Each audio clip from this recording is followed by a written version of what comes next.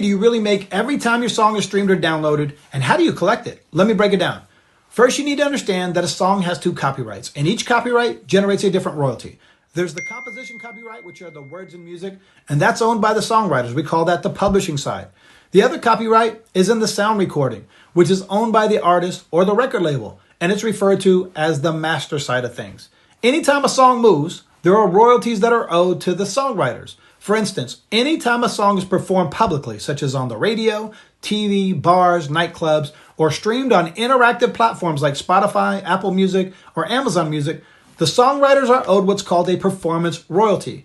And these royalties are collected by performance rights organizations such as ASCAP or BMI. We call them pros, PROs. And in order to collect your performance royalty, you have to be registered as a songwriter with one of these PROs because your distributor does not pay you for these performance royalties. Next, anytime your song is duplicated, such as CD or vinyl, or when a song is sold or downloaded or streamed by an on-demand streaming service like Pandora or iHeart, the songwriters are owed what's called a mechanical royalty. Now, the statutory mechanical royalty rate is 12.7 cents per song or 2.45 cents a minute. And the company that collects these royalties is called themlc.com. Now, in order to collect your mechanical royalty, you have to be registered with themlc.com because guess what? Your distributor doesn't pay you for these royalties.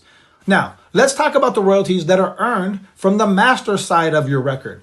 Anytime your song is streamed on non-interactive digital streaming services such as Pandora or on digital or satellite radio stations, the main artists on those songs and the owners of the masters are owed what's called a digital performance royalty. And the digital performance royalty is paid out like this. 50% goes to the owner of the master, 45% goes to the featured artist, and 5% goes to non-featured artists such as producers or musicians on the song.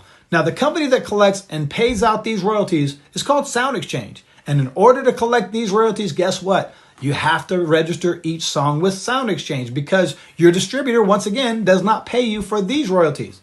Finally, the streaming royalty. Anytime your song is streamed or downloaded on platforms like, them all, Spotify, Apple, TikTok, the owner of the master is owed a royalty that averages about 0.005 cents per stream.